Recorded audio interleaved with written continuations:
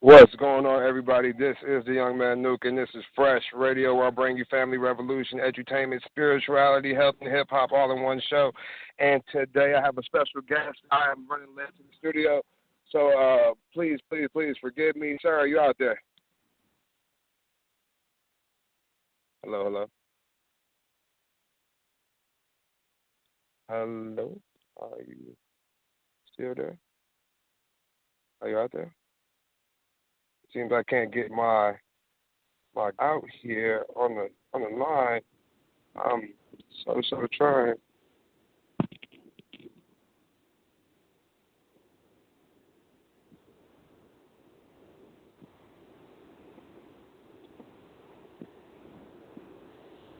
Well, this just peachy. So yes, my guest is on the line, but for whatever reason, it is not connecting into the line. So I am going to have to figure out how I can get Mr. Tom Corbett back on this line. Give me 1 second.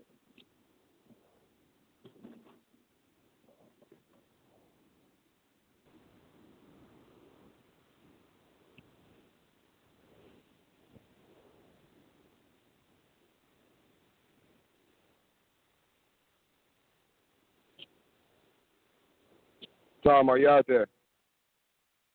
Hello, Tom.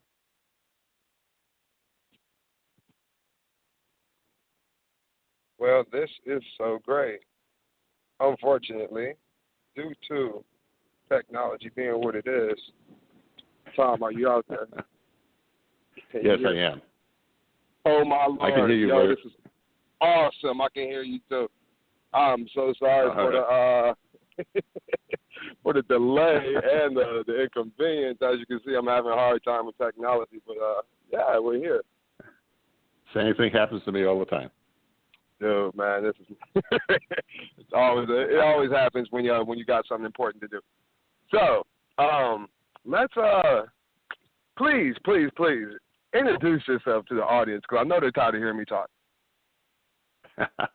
Well, my name is Tom Corbett, and I'm actually retired from the University of Wisconsin, where I taught social policy and helped run a research institute. And now that I'm retired, I have been writing up a storm, memoirs, policy books, and now 2 fictional works, one called Tenuous Tendrils, and the latest one is called Palpable Passions, which came out at the end of last year.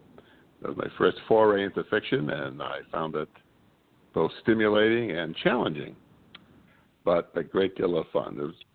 Writing has always been something I've been interested in ever since I was a little kid, but since I wanted to eat and have a roof over my head, I thought I'd have a real career as well.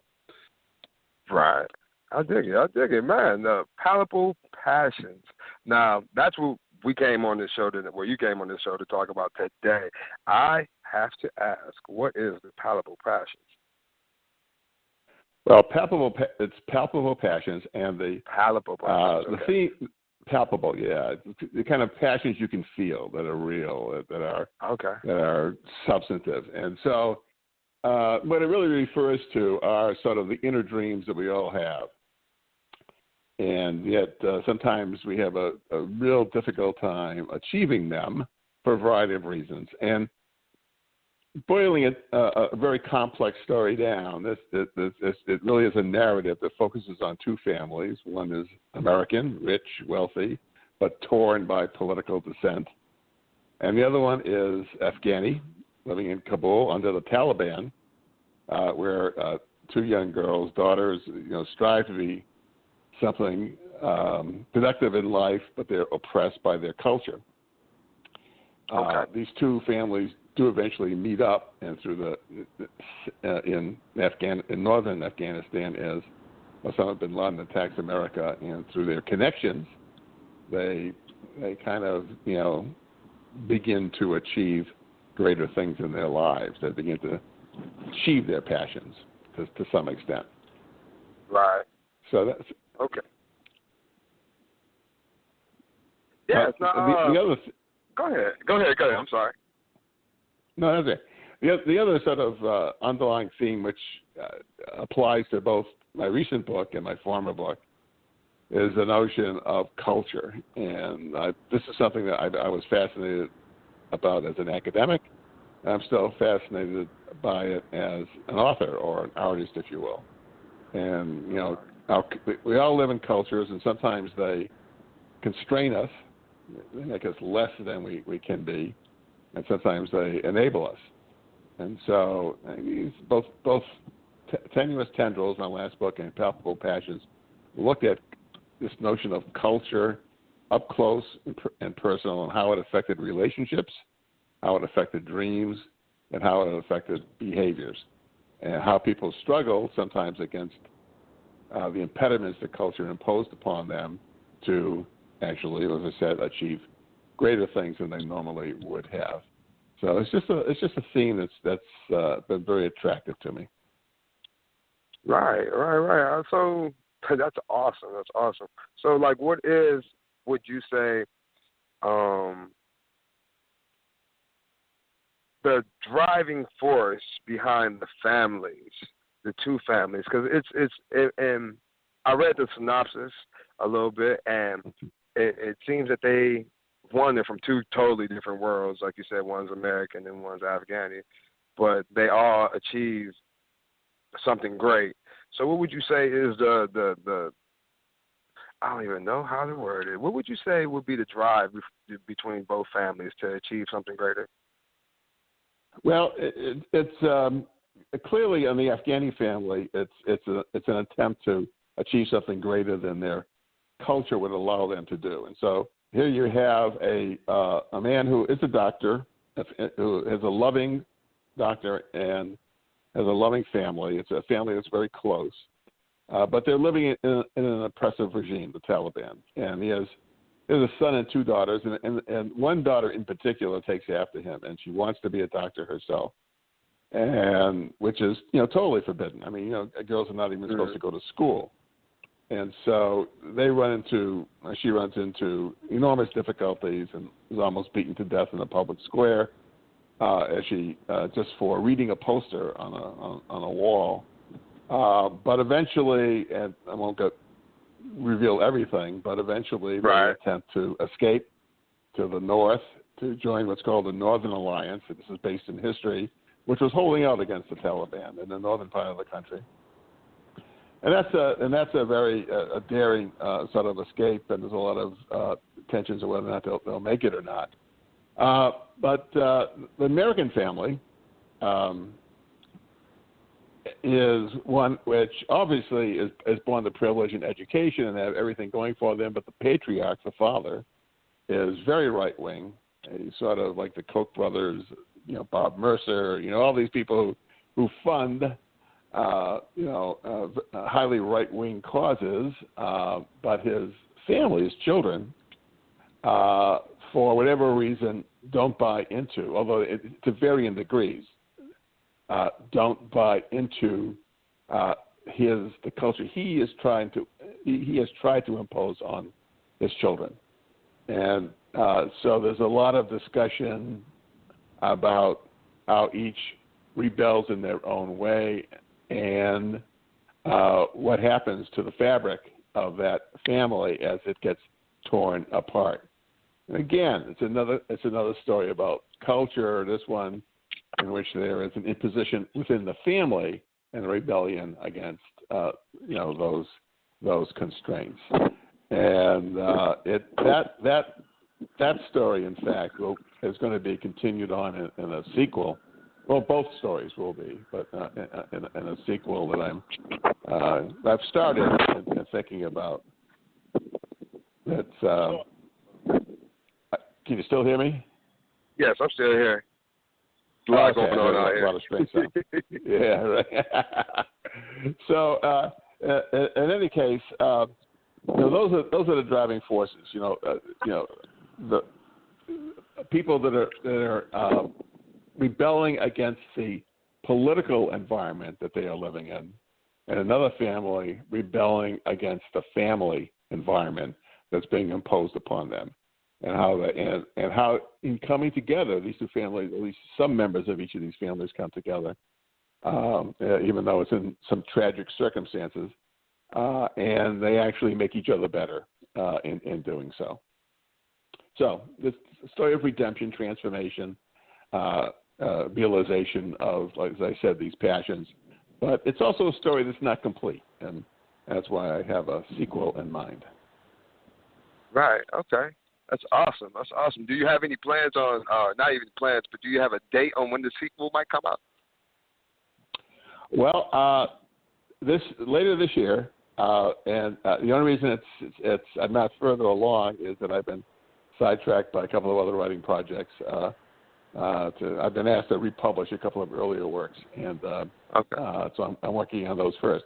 But it'll probably be maybe as early as late summer, and I have a tentative title called Ordinary Obsession. So everything's alliterative, tenuous tendrils, palpable passions, ordinary. That kind. So it's something that I personally like. Yeah, it has a nice bounce to it. Rolls off the tongue real nice. That's right. It reminds me a little bit of that author's. Go ahead. No, I was just going to say, I wanted to touch more so on the culture aspect of the books that you've been writing, because that's a lot. That's something that I won't say is not touched on a lot, but it's not delved into enough. Just different cultures and how they interact, how they differ. Like, what made you decide to go that route?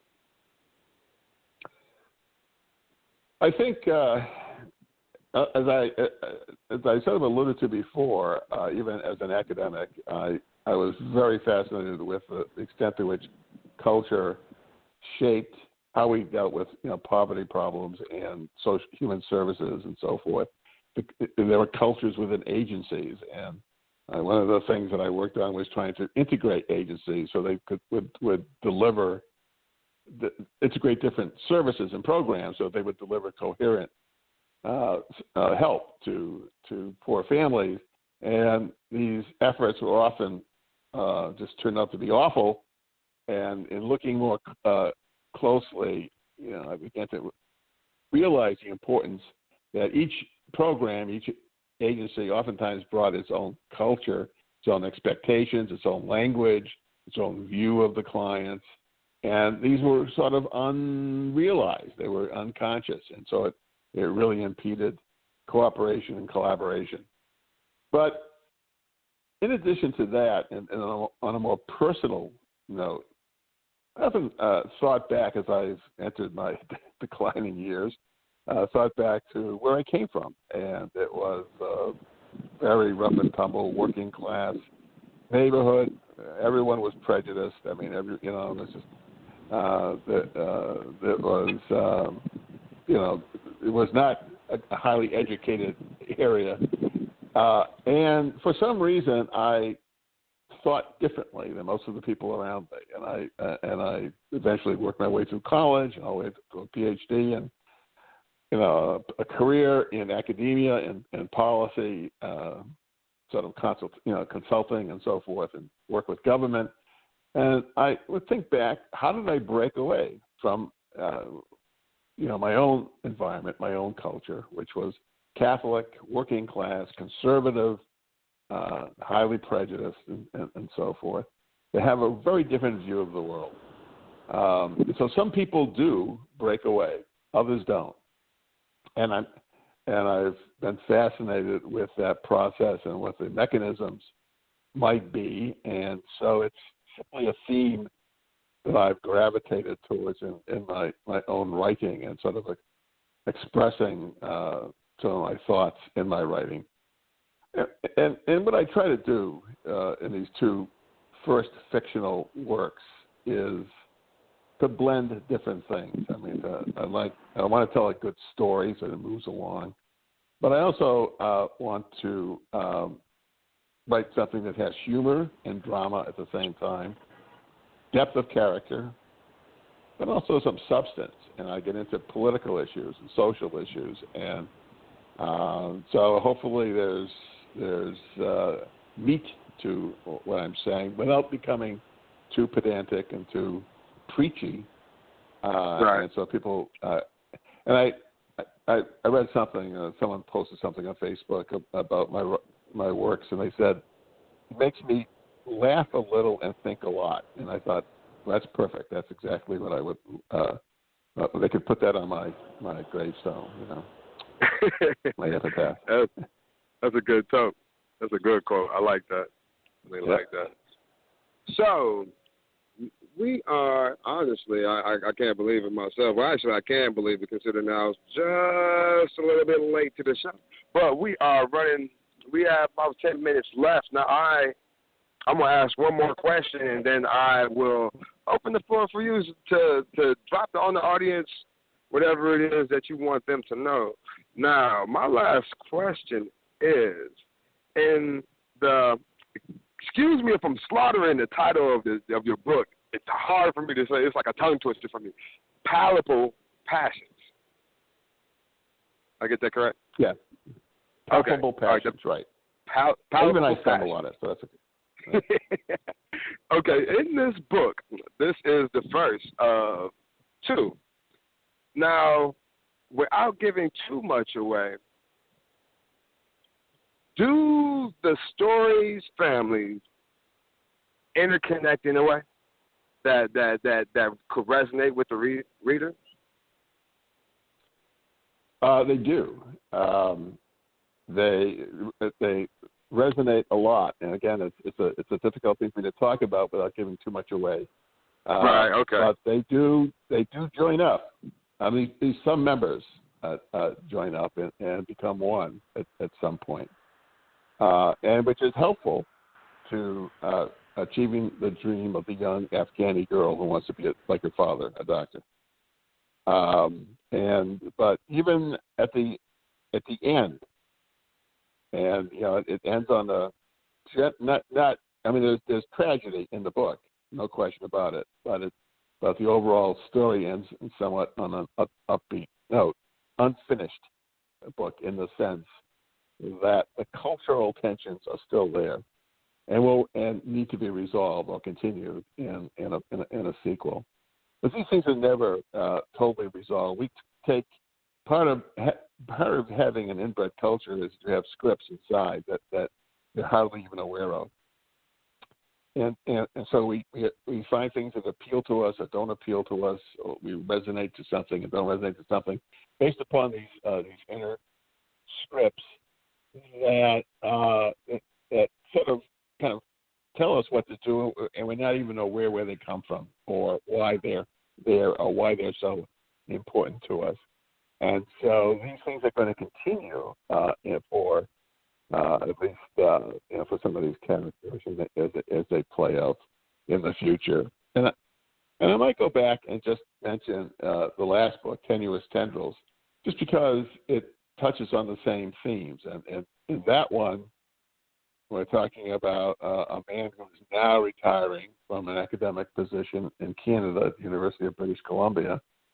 But he wound up there because he was sort of driven out during the 1960s, driven out of America in the throes of the Vietnam War. And he was raised in now this is where I draw on my own background, raised in a working class, ethnic Irish family, but he rebelled against the sort of that conservative philosophy of his family and his neighborhood and his environment, and got in over his head and eventually fled to Canada. And now, 40 years later, he's retiring, and through flashbacks, we relive a lot of his breaking away, as well as all the issues, both political, personal relationship that he had to deal with. It takes place over 7 days, but it also takes place over 4 decades, and so I think it's well, people like it. I'm gonna put it that way. Wow. So again, it's a theme that I'll revisit in my next fictional book, and that I think has a lot of depth to it, a lot to say. Definitely. So they need to get all of your books so that they can get caught up not only on your writing style, but on the stories of these individuals, man. It's a lot going on, as it really is, and it seems like there's a positive resolution at the end. So, I implore everyone listening out there to go ahead and grab you a copy or two of all of Tom's books. Tom, where can they get your books at? Best place to go is Amazon.com or BarnesandNoble.com, and you can find them there, order them there. You might also look for Ouch, Now I Remember, which is a memoir of my days growing up in the 50s and 60s. Very funny. Okay. And a book called Browsing Through My Candy Store, which is a story of my policy career. So if you want a nice inside story from the ground level, trying to dealing with all the welfare and poverty issues of the last 50 years, that's a great tour, if you will. Browsing Through My Candy Store. That's awesome. That is so awesome. Yeah. So I do invite people to look it up and look up some of these books and try your hand at one. At least the people that I know that have read them or any of them have been very effusive in their praise. I mean, I'm just glad to have the opportunity after all these years to actually satisfy my Viking urges and get into that in a serious way. It's been a great deal of fun. Right. Explore your passions. That's what it's all about, man.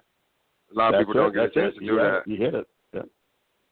Yes, sir. I'm very passionate about my craft too. Like I love this radio show. It's another outlet for me. But I love my craft, man. And there's nothing I would change for the world. Nothing I would change. It's not even about the money at the end of the day. It's just about me being able to do it. Do something I love doing, So I can truly understand. Tom, is there anything else? Go ahead. Was there anything else you want to talk to my audience? No. Give me a shot. Give the books a shot. And yes, sir. And I hope you enjoy them as much as I have enjoyed writing them, and hope I can keep on for another 10 years. That's yes, sir. Yes, sir. Tom, I appreciate your time, and I appreciate you dealing through my technical difficulties. Yes, it's I guess it happens to everybody, even the best of us, even the worst of us. So yes. To everybody out there listening, please go on Amazon and look up the Palpable Passions. And Palpable Passions. And what was it? Ouch, I Remember? Ouch, Now I Remember. Ouch, Now I Remember. Look up that one. I like that title. Ouch, I'm going to look that Now one I up Remember. myself. Right. Okay. And the last one was Browsing Through My Candy Store. Any of those four. Browsing is a little more technical, so if you're not into policy. But the other three, Ouch, Now I Remember, Tenuous Tendrils, and Palpable Passions can be read by anyone. Yes, indeed, Tom. I appreciate your time today. And everybody out there listening, man, you guys have a nice rest of your day. And thank you for listening to FRESHH Radio. Y'all be smooth. Peace. Okay, thank you. Bye-bye.